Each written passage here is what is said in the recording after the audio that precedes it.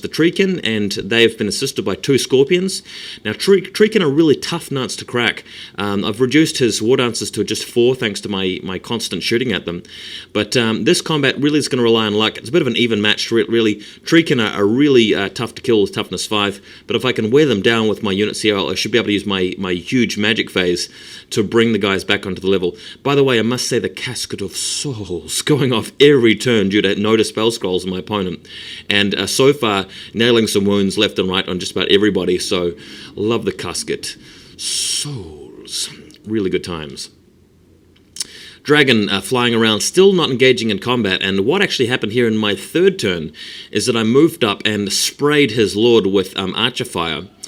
And he's equipped with the Stone of the Crystal Mere, and somehow the archers managed to get several hits on the rider instead of the dragon, and wounded him several times. And we decided to roll it 1 at a time for the stone, just to make sure that he was getting him 1 at a time, and because you lose the ward save if you fail any save. And unluckily, my opponent, having awful luck this game, I must say, fails the first one and loses his highborn straight away. Dragon fails its monster reaction test and gets the roll in the chart where he has Hatred and Frenzy. Now that actually kind of worried me a bit, because when you've got a dragon that has not got a rider on it, if he charges your unit with characters, he can just start attacking your characters. He can't challenge the dragon with the champion in that case. So my character's in a little bit of trouble here, but luckily the Hierophant has moved to safety, and the dragon really will just be compelled to charge the archer block due to being frenzied now, so that's going to be hilarious. Going to the next image, that's exactly what he does. This is the only target in range. The dragon compelled to charge in, just eating the skeletons, just bashing them with his, 6 attacks or 7 attacks, with hatred, mind you, so doing a whole lot of damage onto the archers. Not that it matters. They will be back before you know it, thanks to the massive magic phase or something. Next image, the rallied Glade Guard have just come out of nowhere and charged the flank of my chariots up at the on his side of the table.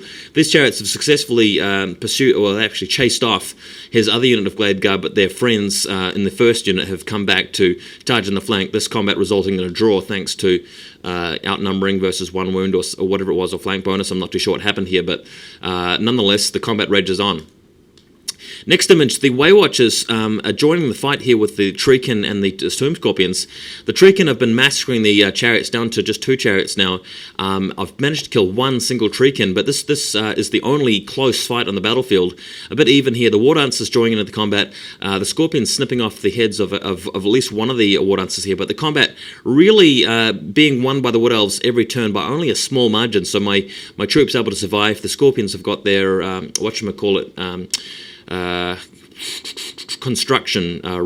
construct rule where they don't actually take that many wounds from combat resolution. So that's holding me up here. Next photo, the Tomb King moving around so that he can charge the Forest Dragon in the flank and get rid of it. And the archer's doing a good job keeping it in the meantime. And in the background, the Dryads have destroyed my other chariots.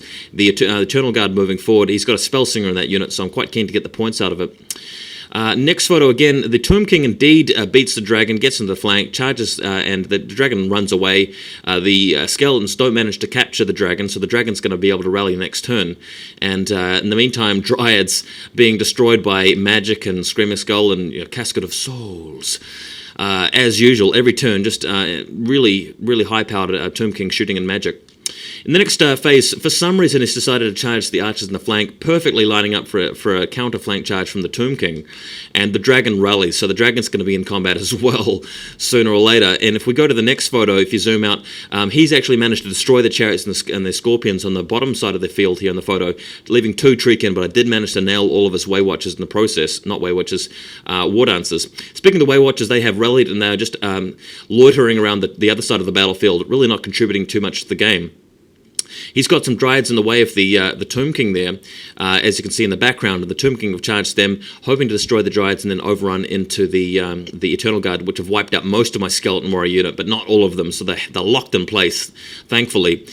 In the next photo, he charges the... what's happened here is that the Skeleton Warriors and the help of the Tomb King have wiped out his Eternal Guard unit, totally slaughtering them. They're destroyed, and have overrun into the dragon. And in his turn, he's charged into the rear with his Tree Man, and basically the game goes for a further 2 rounds here. The dragon actually kills the Tomb Prince passes his cursed roll. Then the king cuts him down with the Destroyer of Eternities. The Tomb Guard can't do anything against the Treeman, but there the game ends, and it's a massive victory to the Tomb Kings, as you might expect at this points value. But that appears to be it. Thanks for watching, guys. Hope you enjoyed this report, bit of a fun one. We'll have some more reports for you after the coming weekend, and I'll have more to say about 8th edition when the time comes. But until then, just keep waiting out for more updates. See you guys later.